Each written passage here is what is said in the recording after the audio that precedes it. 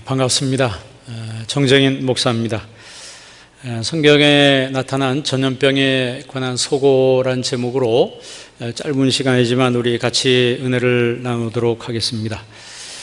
지금 이 코로나 사태는 총회장님 말씀하신 것처럼 한 번도 경험해 보지 못한 그런 것이고 그런 길을 우리가 또 가고 있습니다. 중국 우한에서 올해 1월에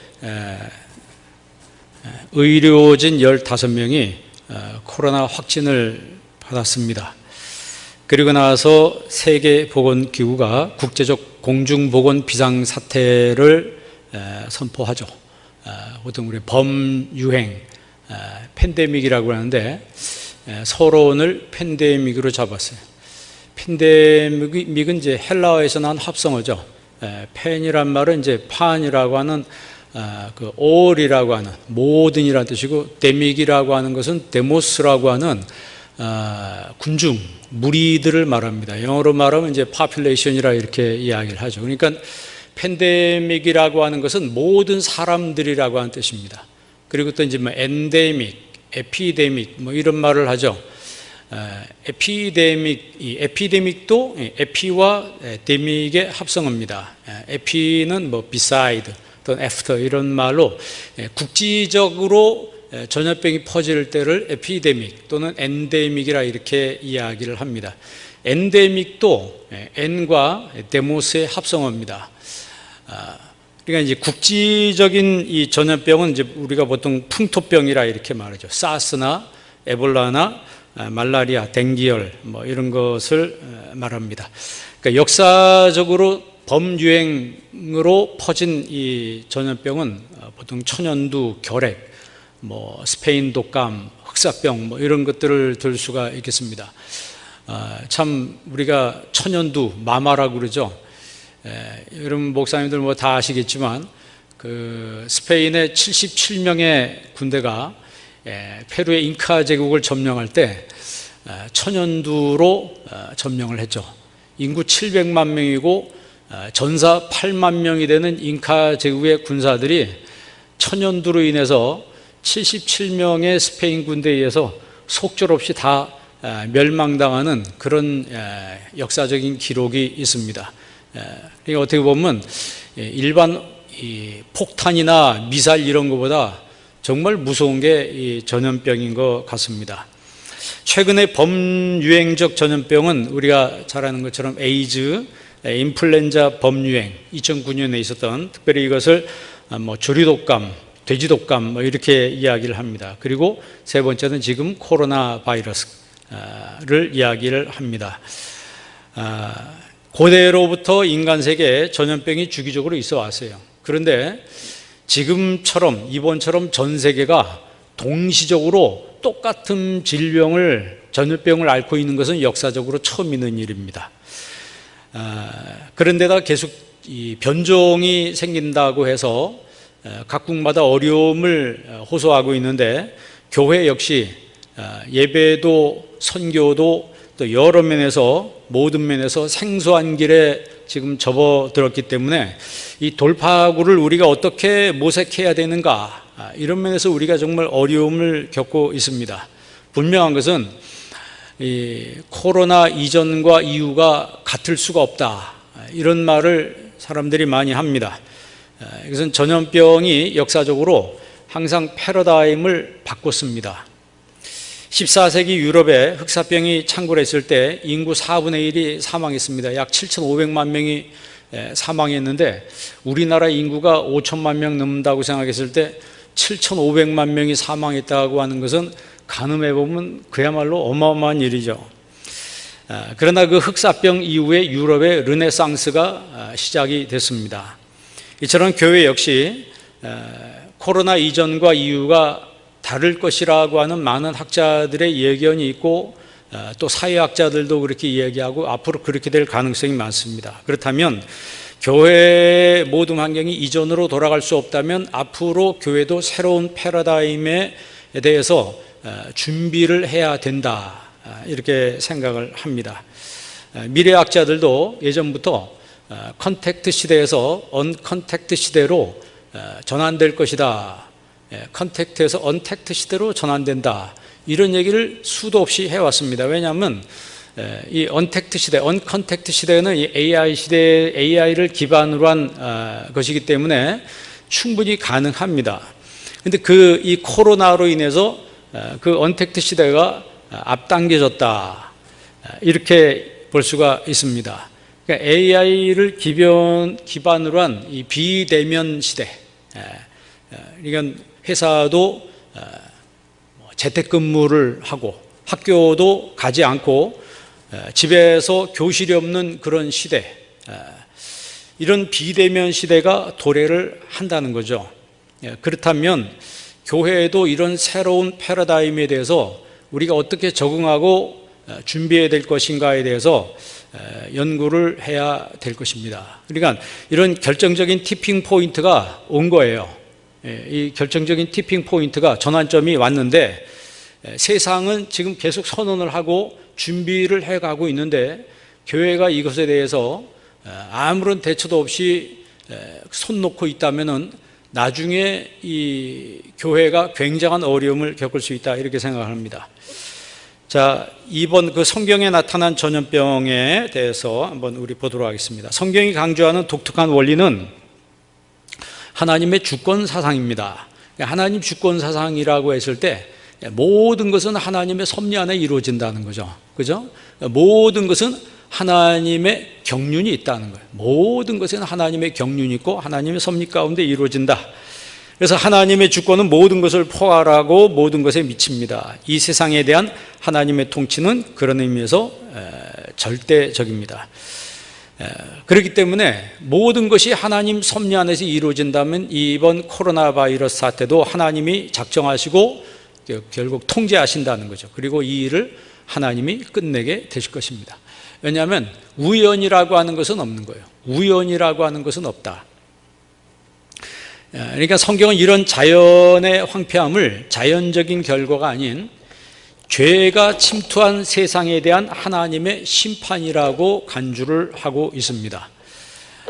우리가 그 컨콜디아 대학교의 앤더슨 박사가 그 과학기술의 시대의 전염병에 대하여 루터를 읽다라는 논문에서 이렇게 이야기합니다. 루터는 다양한 공중보건 수단을 지지했다. 루터는 사람들의 건강을 보존하고 질병의 확산을 제한하기 위해서 사람들이 할 수 있는 것을 다 하라고 격려했다.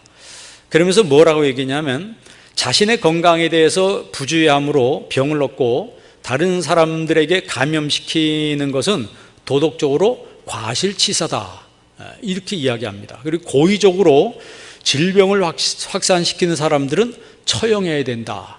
루터는 이렇게까지 지금 우리들이 들었을 때는 굉장히 심할 정도로 이 전염병의 그 확산을 막는데 굉장히 강한 조치를 취했다고 볼 수가 있습니다. 여러분들, 우리 신천지 사람들이 코로나 걸렸을 때 자기들끼리 단톡방에서 교회, 이번 주는 교회 가서 코로나를 퍼뜨리자, 그런 얘기 했다고 그러는데, 루터의 표현에 비하면 이 사람들은 정말 큰일 날 사람들이죠. 루터의 말처럼 교회는 공중보건에 대한 책임을 목사님들이 강조하는 것을 잊지 말아야 할 것입니다. 그리고 이 코로나 사태가 우리 신자들에게 시사하는 바가 얼마나 크냐면, 그동안 겉으로는 하나님 믿는다고 말하지만 속으로는 소돔과 같은 그런 삶을 살았던 우리들, 거만하고 어떻게 보면 오만했던 우리에 대한 하나님의 경고의 사인이라 우리가 이렇게 봐야 된다는 거죠. 저는 그렇게 생각합니다. 이 분명한 것은 이 코로나 사태를 통해서 양과 염소가 갈라지는 거, 양과 염소가 갈라지는 시기, 알곡과 쭉정이가 갈라지는 시기다. 저는 그렇게 봅니다. 왜 그렇게 보냐면 그 백낙준 박사님의 논문을 예전에 읽은 적이 있는데, 우리나라가 이 신앙이 보수적인 신앙이죠. 컨서버티브한 것은 그것이 3.1운동이 계기라고 합니다. 3.1운동 이전에는 일본 사람들이 교회에 대해서 굉장히 호의적이었고 교회 짓고 예배드린 데에서 방해를 안 했습니다. 그러나 3.1운동이 일어나서 교회 신자들이 3.1운동에 많이 참여했다는 사실을 알게 된 이후에 여러분 잘 아는 것처럼 제암리교회 사건이 있지 않습니까? 기독교에 대해서 박해를 하기 시작했습니다. 그때 어떤 일이 벌어졌냐면 선교사님들이 신문물을 교회로 가져왔기 때문에 교회에 오면 서양의 문물을 접하고 서양의 사상을 접하고 생전 처음 보는 그 신기한 물건들을 교회에 오면 선교사님들을 통해서 접하게 된다는 그런 소문 때문에 많은 사람들이 교회를 찾았습니다. 그런데 박해가 일어나면서부터 이런 사람들이 썰물같이 다 빠져나간 거예요.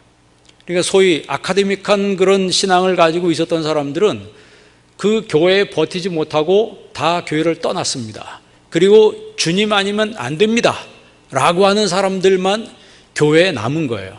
그래서 한국 교회가 이렇게 신앙이 보수적이고 교회가 많아졌다라고 하는 그런 논문을 예전에 제가 읽은 적이 있습니다.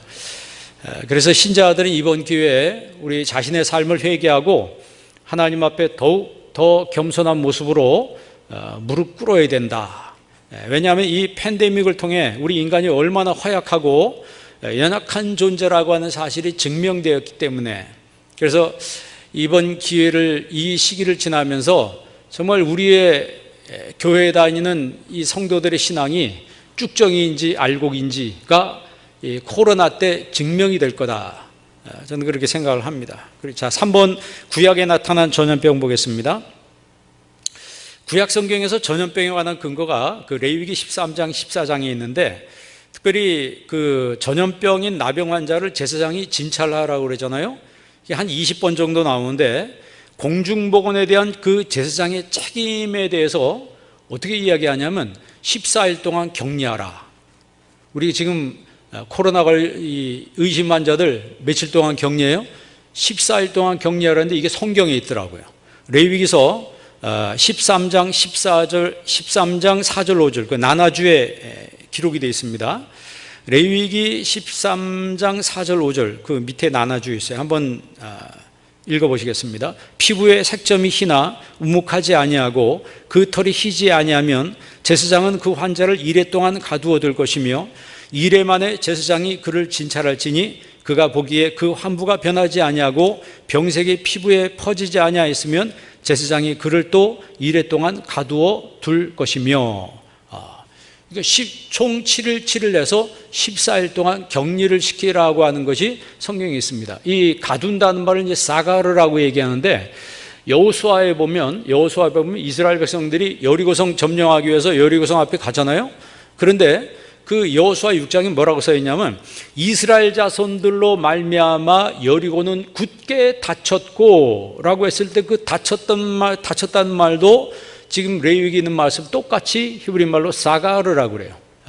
그러니까 아무도 출입하지 못할 정도로 굳게 잠갔다는 거죠. 그러니까 격리를 시킬 때는 뭐 이렇게 들락날락 하는 게 아니고 완전히 다른 외부와 그 누구와도 차단된 그런 삶을 감수해야 된다는 거죠. 저는 이제 교인들한테 그런 얘기를 했습니다. 만일 여러분들이 혹시 안 걸리면 좋지만 만약에 내가 걸린다면 스스로 빨리 격리하는 쪽을 선택해야 된다. 누굴 위해서요? 가족을 위해서 그렇게 해야 되는 거예요. 아니 나는 내가 아픈지 긴지 아닌지 어떻게 하냐. 난 끝까지 가족하고 있겠다. 만약 걸리면 가족들 다 걸리는 겁니다. 그 코로나가 처음 시작될 때 지금이야 이 시스템이 잘 돼 있어서 걸리면 바로 보건소에 가서 검사받고 격리 조치가 되는데, 처음에 이 코로나가 시작될 때는 그런 환경이 우리나라가 돼 있지 않았어요.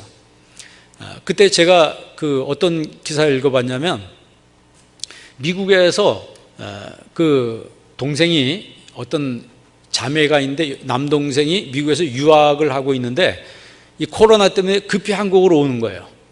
그러니까 인천공항에 마중을 나갔는데 라이딩을 나가서 자기 동생을 맞이할 때 이 누나가 비닐을 다 뒤집어 쓰고 동생을 보자마자 비닐을 다 뒤집어 씌우더라는 거예요. 마스크를 씌우고 비닐을 뒤집어 씌우고 차 뒤에 트렁크에 안 태우고 차 뒷좌석에 태우고 저 지방에 호텔에다 갖다 딱 집어넣고 14일 동안 여기 나오지 마. 그러더래요. 동생이 입이 이만큼 나와가지고 막 투덜투덜 대더라는 거예요. 근데 그 누나가 지혜로운 사람이죠. 가족의 건강을 위해서 동생을 격려시킨 거예요. 오랜만에 만났다고 집에 데리고 와서 같이 밥 먹고 그러면 나중에 어떻게 됩니까? 안 걸리면 괜찮은데 그게 만약에 감염됐다고 하면 그 집안의 모든 기쁨은 다 사라지는 거예요. 성경에요, 마스크도 나옵니다. 한번 레위기 13장 45절, 나눠주어 있어요. 레위기 13장 45절 한번 읽겠습니다. 나병 환자는 옷을 찢고 머리를 풀며 윗입술을 가리고 외치기를 부정하다 부정하다 할 것이요. 여기서 이 나병 환자는 머리를 풀고 윗입술을 가리고, 이 한글 킹제임스 성경에 뭐라고 써있냐면 그의 윗입술에 덮개를 둘 것이요 라고 번역해 놨어요. 그러니까 이 가린다는 말 히브리 말로 아타라고 그래. 이 감싼다는 얘기입니다. 입을 다 덮으라는 얘기예요. 이 성경을 보면서 제가 여러분 흑사병에 유럽에 돌 때 유대인들은 안 죽었다고 그랬잖아요. 그러니까 유대인들은 안 죽고 그 당시에 7,500만 명이 죽어가는데 유태인들은 안 죽으니까 뒤집어 씌워가지고 유대인들을 죽였잖아요.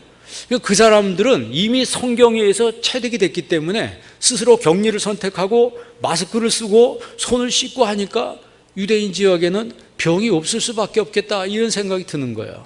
그래서 이번에 연구를 해보면서 성경에 마스크도 나오고 14일 동안 격리를 하라는 말이 성경에 아주 명확하게 써 있구나. 구약 성경에서는 인간이 당하는 재앙은 하나님을 거역하는 인간에 대한 심판이라고 했습니다. 그리고 특별히 우리가 신명기 28장에서 이 저주의 한 방법으로, 하나님의 심판의 방법으로 전염병을 이야기를 하십니다. 특별히 신명기 28장 21절에 보면 여호와께서 내 몸에 연병이 들게 하사 그랬어요.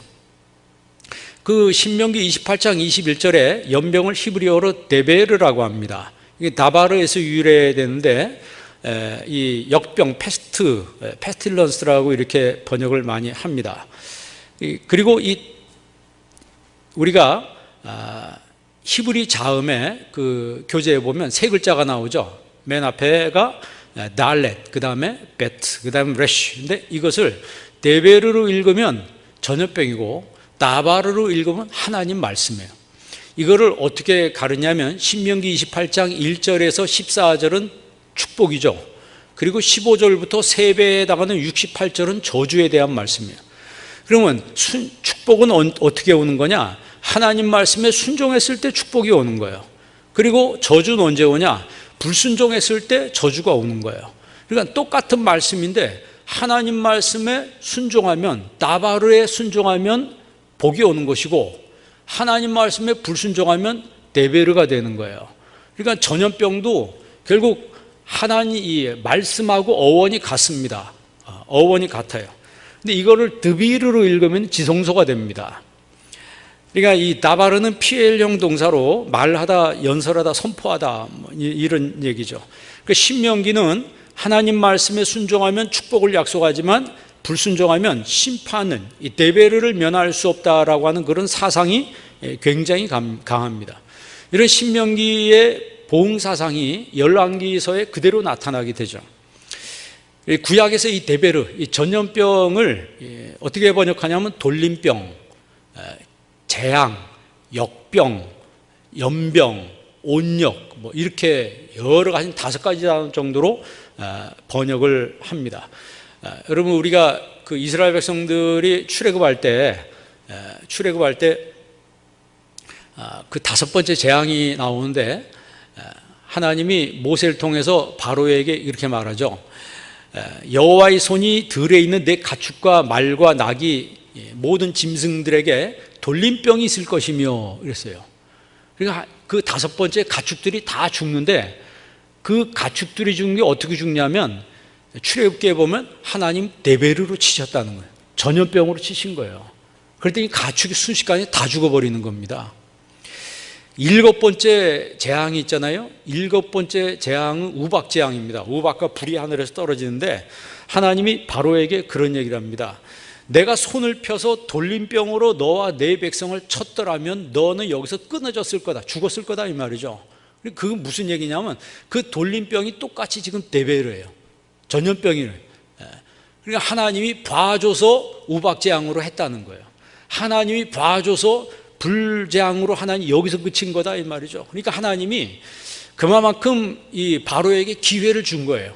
바로에게 기회를 줬는데 바로는 완악했기 때문에 자기가 재앙을 당할 때마다 마음이 자꾸 약해지긴 약해지지만 그럼에도 불구하고 끝까지 이 이스라엘 백성들을 놔줄 수 없다 이제 이렇게 이야기를 하죠. 그러니까 전염병은 이스라엘 백성들이나 혹은 불신앙 등을 향한 반역의 벌로 내려진 재앙이라고 하는 것을 성경이 명확하게 이야기를 하고 있습니다. 그리고 전염병은 종말의 징조로도 우리에게 쓰이고 있죠. 그 누가복음 12장 21장 11절에 보면 예수님이 재림하실 때 처처의 기근과 지진과 전염병이 있을 것이다. 전염병을 이제 헬라어로 로이모스라고 하는데 이 데베르와 이 로이모스 이런 전염병이 있을 것이다. 그럼 지금 우리가 이 코로나가 끝나면 여러분 여기서 끝날 것 같아요? 제가 볼 때는요 새로운 전염병이 또 생길 것 같습니다. 우리가 정말 이 마지막 때 하나님 앞에 무릎 꿇고 회개하는 마음으로 하나님 앞에 엎드린 삶을 살아야 된다. 구약 성경에서 모든 재난은 언약관계의 관점에서 이해해야 된다는 거예요. 역사서, 선지서, 시가서의 기자들은 재난을 단순한 우연으로 여기지 않고 언약관계, 즉 죄와 심판이라는 인과관계에서 이해를 했습니다. 현대사회에서 전염병 역시 우리가 구약적 관점에서 본다면 죄와 심판의 관계에서 우리가 이해를 해야 된다는 것입니다. 그러니까 아까 얘기한 것처럼 순종과 불순종, 축복과 저주, 이게 특별히 신명기 28장은 청교도들이 굉장히 좋아하는 말씀이에요. 청교도 설교의 대표적인 것 중에 하나가 신명기 28장입니다. 거긴 얼마나 명확합니까? 흑과 백, 천국과 지옥. 그러니까 쉽게 말하면 순종하면 천국이고 불순종하면 뭐란 얘기예요? 지옥이란 얘기예요. 우리가 천국을 안 가도 하나님 말씀에 순종하면 이 땅에서 천국과 같은 삶을 누릴 수가 있는 거예요. 불순종하면 내가 살아있지만 지옥과 같은 삶을 살 수도 있는 겁니다. 그래서 우리가 순종했을 때의 그 축복과 불순종했을 때 그 다가올 재앙에 대해서 성경이 이 전염병, 이 데베르로 많은 의미에서 서술을 하고 있다. 구약 성경에서 재난은 자연재해, 전쟁, 또 질병 이렇게 이야기하는데 선지서에 보면 항상 삼중구조로 이야기를 합니다. 그 트라이파타이트라고 얘기하는데 그 트라이파타이트라고 하는 삼중구조는 칼, 기근, 전염병. 이게 여러분 제가 그 나나주에 성경을 전부 다 기록해 놨어요. 목사님들 찾기 쉬우라고 거의 한 페이지에 걸쳐서 예레미야서, 에스겔서 성경에 나와 있는 그 전염병에 대한 이야기를 다 기록을 해놨거든요. 거기 보면은 하나님이 전염병으로 하나님이 불순종하는 그 이스라엘을 칠 때 항상 이 삼중구조로 이야기를 하십니다. 칼은 뭐예요? 전쟁이죠. 기근은 뭐예요? 전쟁이 오면 기근이 따라오는 거예요. 그 다음에 전쟁이 오면 기근이 오고 그 전쟁 때문에 많은 사람이 죽으면 거기서 전염병이 생기는 겁니다. 그러니까 어떻게 보면 칼과 기근과 지진병 이 삼중구조는 하나의 세트입니다. 세트예요. 하나님이 언약적 심판의 문맥으로 이 세 가지를 항상 여러 면에서 이야기를 하셨습니다. 구약의 선지자들은 백성들에게 회개를 권면하면서 언약 파괴의 결과로 심판의 불가피성을 선언을 했습니다. 그 이스라엘 역사에서 그 포로 생활이 그 대표적인 거죠. 열왕기는 바빌론의 포로로 간 백성들에게 왜 성전이 파괴되고 왕조가 멸망되었으며 어떻게 약속의 땅인 가나안이 파괴되었는가에 대해서 역사적 평가를 내려주고 있습니다. 그러니까 우리가 전체적으로 이스라엘 역사를 보면 이스라엘의 멸망은 한마디로 딱 표현할 수 있어요. 하나님과의 언약을 파기다. 하나님과의 언약의 파기다. 그 하나님과의 언약의 파기로 인해서 그들에게 찾아온 것이 뭐냐? 칼과 기근과 전염병이라고 하는 거죠. 그런데 이 전염병, 이 데베르를 그 신약의 70인경으로 번역할 때 뭐로 번역하냐면 사나토스로 번역합니다. 죽음으로 번역했어요. 그러니까 전염병은 곧 죽음이라는 얘기예요. 전염병은 곧 죽음이다. 그러니까 히브리어 데베르가 어원학적으로도 그 예언적 신명기 기자의 해명으로도 이 죽음을 의미합니다. 그래, 요 밑에 있는 나나주를 목사님들이 잘 보시고, 제가 볼 땐 교회에서 한번 설교를 한번 하셨으면 좋을 것 같아요. 이 성경과 전염병에 대해서 이 나나주를 참고를 하시고 교인들에게 성경의 전염병에 대해서 어떻게 전염병에 대해서 서술하고 있고 이야기하고 있는지 이 성도들이 좀 알아야 될 것 같아요. 비번 포로기와 심판의 연관성 한번 보겠습니다. 선지서에서 심판은 회개를 위한 경종의 의미보다 언약의 파괴에 의한 심판의 불가피성을 강조하는 의미로 사용되고 있습니다. 마찬가지로 현 시국이 어떤 개인의 특정한 죄 때문에 이루어진 심판이라고 생각하는 것은 바람직한 해석의 태도는 아닙니다. 그러니까 이런 측면에서 코로나19 사태를 맞이한 환난에 대해서 과거의 죄를 회개하는 것도 중요하지만 우리가 그보다 미래를 향해 초점을 맞추고 하나님의 은혜를 기다리는 것이 올바른 태도라고 볼 수 있습니다. 신약 성경에서 요한복음 8장이 이를 잘 설명하면서 과거의 죄로부터 이제는 그만 단절하고 미래지향적인 태도를 취할 것을 권면하고 있습니다. 그러니까 어떤 누구의 특정한 어떤 사람의 죄 때문에 이 환란이 일어났다는 것이 아니고 과거를 성찰하면서 우리의 과거, 이 시대가 하나님 앞에 정말 올바로 서지 못하고 있구나라고 하는 그 하나님의 어떻게 보면 메시지, 하나님 말씀에 우리가 그 말씀을 경고로 들어야 된다는 거죠. 경고로 들으면서 이 어려운 시기, 이 코로나 시기를 지나면서 이 시대의 죄악상에 대해서 우리가 더 많이 회개를 해야 된다. 만국 전염병은 어느 개인이 아닌 온 세상에 대한 선언이며 동시에 온 세상을 향한 복음 메시지로 우리가 이해를 해야 된다는 것입니다. 선지서는 이스라엘 포로 생활의 근거로 하나님의 공의에 의거하여 언약 파기에 대한 심판의 불가피성을 선언하면서 모든 이스라엘이 포로 생활을 언약 심판의 관점에서 받아들일 것을 요구한다. 선지서는 이스라엘의 회복의 근거를 회개에서 찾지 않고 하나님의 언약적인 신실함에서 찾는다라고 이야기를 하고 있습니다. 그러니까 다시 반복하지만 어떤 특정한 한 개인의 죄보다는 그 시대의 죄의 관영함, 우리가 그랬잖아요. 창세기 보면 그 시대의 죄가 관영하였더라. 한두 사람이 아니고 다 그렇다는 거예요. 그러니까 지금 우리가 누가 잘못했고 그런 손가락질하면서 정죄하는 것보다 그 손가락이 나를 향해야 된다는 거예요. 우리가 이렇게 손가락질하지만 세계는 누굴 향하고 있어요? 나를 향하고 있는 것처럼 실제로 우리를 향한 하나님의 경고라고 우리가 듣고 우리가 다 같이 회개할 때 지금 코로나를 겪고 있지만 이 코로나가 끝났을 때 하나님이 더 밝은 미래를 우리에게 허락하실 수도 있다는 것이죠. 결국 어떻게 보면 우리의 태도와 자세에 달려있다고 해도 과언이 아닌 것 같습니다.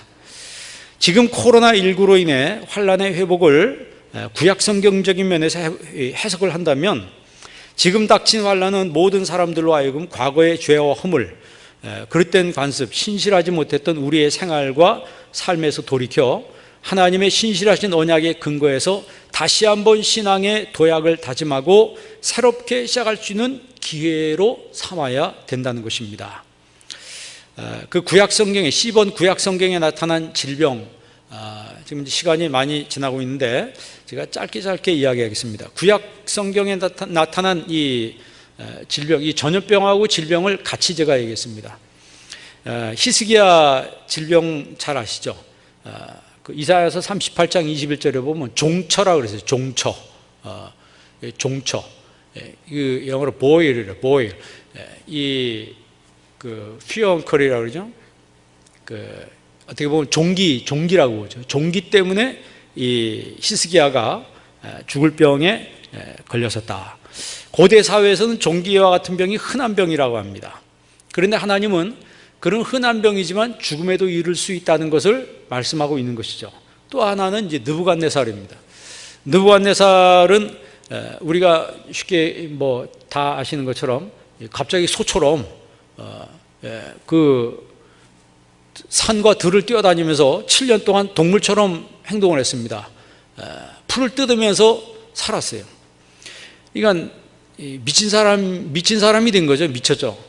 이걸 가리켜서 난광증, 수광증이라고 하는데, 그 당시에는 이런 병이 걸리면 사람들과의 접근을 차단시켰다 그래요. 접근을 차단시켰어요. 그래서 결국 이 느부갓네살이 왕궁에서 쫓겨나지 않습니까? 그랬다가 나중에 이제 그 느부갓네살이 다시 제정신이 돌아오게 되죠. 교만한 마음이 변하여 하나님 앞에 겸손한 자가 되었을 때 하나님께서 그의 병을 회복시키시고 병에서 노인받은 후 30년간 통치 기간 동안에 어떤 심판도 받지 않았습니다. 그는 하나님을 높이고 하나님의 영원함을 노래했습니다. 자, 구약 성경에 나타난 이 전염병을 보면은 결국 재앙으로서 이 전염병이 주어지는 것일까라고 했을 때 하나님은 직접적인 그 재앙을 일으키시는 분이시다. 특별히 북왕국 이스라엘은 사회적, 경제적, 군사적인 강성함에 빠져서 하나님을 예배하지 않았습니다. 제대로 예배하지 않고 우상 숭배했죠. 남왕국 경우에는 하나님 말씀 또 듣지 않고 선지자들을 죽이며 마음에도 없는 형식적인 예배를 행했습니다. 그러니까 북왕국 이스라엘, 남왕국 유다, 결국 그 두 나라가 멸망을 하게 되잖아요. 그 멸망을 하게 되는 그 이유는 아까 얘기한 대로 하나님과의 언약을 파괴했기 때문에 일어난 거예요. 그러면 하나님은 이들에게 불같은 진노의 표현으로 전쟁과 기근과 전염병을 보내겠다고 끊임없이 선지자들한테 이야기를 했습니다. 그러니까 이런 재앙은 이스라엘이 그 언약을 지키지 않았기 때문에 주어진 것이다 라고 우리가 보는 것이 옳다고 봅니다. 그러니까 구약 성경에 나타난 전염병의 의미는 하나님이 절대 주권자이시다라는 사실을 고지하는 장치였다. 하나님만이 주권자이시다라고 하는 사실을 고지하는 장치였다는 거죠. 신약에 나타난 전염병 보겠습니다. 신약에는 전염병이란 말이 딱 2번 나옵니다. 아까 우리가 읽은 그 예수님이 재림하실 때 그 전염병이 돌 것이다 이렇게 이야기하고 나병이 많이 나오죠. 히브리 말로 이제 라차트라고 말하는데 그 레프로스라고 하는 이 나병, 이 A번 보세요. 전염병과 질병에 대한 당시 사람들의 인식은 나병은 보통 한센병이라고 말하는데 악성 피부 질환을 포괄하는 병입니다. 그들은 살아있으면서도 죽은 자와 같았고 그들은 마을에서 멀리 떨어진 외곽에서 격리되어 살아야 됐다. 그러면서 이제 또 맹인을 보게 됐을 때 이게 누구 죄 때문입니까? 라고 했을 때 예수님께서 그 사람이나 그 부모의 죄로 인한 것이 아니다. 하나님께서 그에게서 하시는 일을 나타내고자 함이라. 이렇게 얘기하는데 제가 볼 때 그 질병의 원인은 한 5가지 정도로 봅니다. 성경에서 보면 성경하고 현대 우리의 삶을 포괄해서 보면 한 5가지로 보는데 첫째는 죄로 인한 병이 있습니다. 두 번째는 유전으로 인한 병이 있습니다. 세 번째는 몸 관리 잘못됐을 때 병이 와요. 음식을 잘못 먹었다든지 계속 단 것만 먹으면 당뇨병 걸리지 않겠습니까? 네 번째는 귀신 때문에 걸리는 병이 있습니다. 그리고 5번째는 하나님의 영광을 위한 병이 있어요. 이렇게 5가지로 우리가 그 병에 대해서 이야기를 할 수가 있습니다. 그 신약 성경의 전염병을 보면은 신약 성경에는 전염병에 대한 그 헬라어 로이모스가 2번 나옵니다. 누가복음 21장 11절과 사도행전 24장 5절인데 누가복음 21장에는 예수님 재림하시기 전에 처처의 기근과 지진과 전염병이 있을 거다 이렇게 말씀하시고, 그 다음에 사도행전에 있는 전염병은 바울에 대해서 지칭한 거죠. 저는 연병과 같은 사람이다. 그러니까 바울 주변에 가면 다 전염이 돼서 예수 믿는 것처럼 연병과 같은 사람이다. 그런 의미에서 그 로이모스란 말을 했습니다. 신약 성경에는 전염병이란 말이 엄밀한 의미에서 보면 21장 11절 딱 한 구절만 나옵니다. 예수님이 재림하시기 이전에 이 땅에 전염병이 있을 것이다. 그렇게 본다면 지금도 어떻게 보면 말세 중에 우리가 말세라고, 지말세라고 옛날부터 그렇게 이야기하잖아요. 사실 예수님 오실 때부터 말세죠. 그러나 지금 현상으로 보면 정말 우리가 하나님의 때를 기다리는 사람이 되어야 된다. 주기도문에 항상 나라가 임하시옵소서, 나라가 임하시옵소서, 엘세토헤 바슬레야수, 하나님의 왕국이 이루어지기를 원합니다라고 하는 그 주기도문에 사실 어떻게 보면 그 나라가 다 포함되어 있는 거예요. 이미 온 하나님의 나라와 이 앞으로 오실 하나님의 나라가 주기도문에 다 있는 겁니다. 자, 마지막으로 전염병 또는 질병에 대한 그리스도인의 자세를 한번 보겠습니다. 첫째는 질병을 치유해 주시도록 우리가 기도해야 된다. 우리가 신자가 다른 아픈 사람을 위해서 기도도 해야 되지만 자신의 건강을 위해서 기도해야 합니다. 특별히 목사님들은 건강을 위해서 기도하셔야 합니다. 왜냐하면 우리가 사역을 하는데 필수 요건이 건강이잖아요, 그죠? 아무리 배운 게 많아도 건강 잃으면 다 잃어버리더라고요. 건강하지 못하면 자기 실력이 좋아도 그 실력을 발휘할 무대를 상실하는 겁니다. 두 번째, 그리스도인이 병에 걸렸을 때 의사의 도움을 받아야 된다. 하나님은 우리에게 여러 가지 다양한 은덕을 허락해 주셨는데 그 중에 하나가 의술이죠. 우리가 성도들이 이제 병에 걸리면 안수기도를 해주잖아요. 그런데 안수기도를 해줘도 반드시 병원 가서 진찰을 해보라고 권면하는 것이 좋습니다. 왜냐하면 하나님 치료해 주셨으면 진짜 하나님이 완벽하게 치료해 주셨는지 아닌지 그것도 병원에 가면 확인이 되잖아요. 그래서 그 의술도 하나님 주신 거기 때문에 그 하나님 주신 툴입니다. 툴. 그것을 우리가 지혜롭게 사용할 수 있어야 된다. 그 신비주의적 맹신 가진 사람들은 뭘 자꾸 어디 예언기도 받으러 다니고 안찰 받으러 다니고 그러다 죽어요. 여러분 그 몇 달 전에 그 기도원에서 맞아 죽은 사람 있잖아요. 병 걸렸다고 안찰 받다가 죽었어요. 어떻게 보면 그 무지함에서 나오는 일들인데 하나님이 아픈 사람을 때려 죽도록 하신 분은 아니시잖아요. 그래서 우리가 그리스도인들은 병에 걸렸을 때 의사의 도움을 받아야 된다. 세 번째, 그리스도인은 병든 사람들을 사랑으로 돌봐줘야 된다. 그들이 죄 때문에 병에 걸렸다고 비난하거나 정죄하지 말아야 된다. 더욱이 질병을 귀신 들림 때문이라고 정죄하는 우를 범해서는 안 된다. 예수님이 병자들을 정죄하지 아니하시고 불쌍히 여긴 것처럼 우리도 그래야 된다는 거죠. 예전에 제가 그런 권사님을 봤습니다. 아니 성도님 중에 하나 병원에 입원했는데 병원 신방 가가지고 뭐라고 했냐면 뭔 죄를 많이 졌길래 여기 와 있냐고. 그러니까 이분 생각에는 이 병 걸리는 게 죄 때 이 사람이 죄를 졌기 때문에 여기 와 있다고. 그거 자기 속으로 혼자만 생각하지. 그걸 거기 가서 그 사람한테 말을 해가지고 그 사람 시험 들어가지고 교회 안 나오게 만드는 그런 지혜가 부족한 사람들도 있더라고요. 자, 네 번째 보면은 그리스도인은 질병이 항상 치유되는 것이 아님을 알아야 된다. 참 이게 우리가 병 고쳐달라고 기도하잖아요. 그런데 병이 다 낫는 건 아니잖아요. 어느 정도 안 낫을 때는 하나님 나 부르신다고 그렇게 생각을 해야 합니다. 그때는 하나님 나라에 갈 준비를 해야 되겠죠.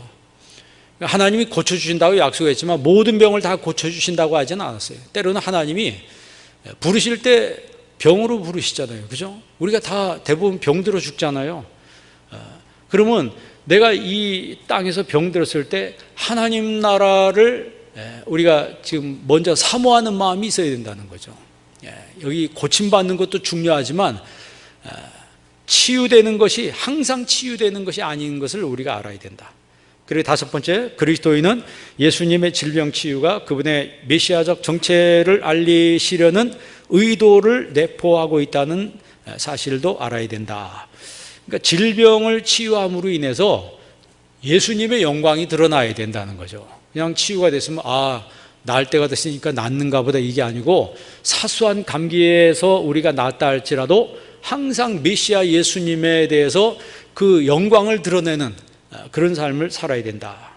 그리고 여섯 번째, 그리스도인은 이 땅에 질병이 존재하는 걸 보면서 하나님 나라를 사모해야 된다. 왜 그래야 되죠? 왜 하나님 나라를 사모해야 되죠?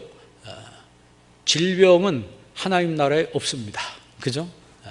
하나님 나라는 아픈 것도 없고 눈물 있는 것도 없고 거기는 모든 고통이 없는 나라라고 그랬어요. 그래서 우리가 질병이 있는 것을 알면서 존재하는 것을 보면서 하나님 나라를 사모하는 성도들이 되어야 된다. 이 전염병에 대한 우리 분명한 목적과 섭리를 성경을 통해서 알 때 그리스도인들은 허망하게 무너지지 않고 더 견고하게 서서 하나님의 뜻을 받아들이고 또 이해하기 힘든 일이라 할지라도 그분의 섭리에 함부로 원망하지 않고 하나님 뜻에 묵종할 수가 있게 될 것입니다. 이 마지막에 있는 이 한 단어 묵종이란 말에 여러분 그 귀를 기울이시고 이 묵종이란 말을 가슴에 담는 우리 성도가 되기를 바랍니다.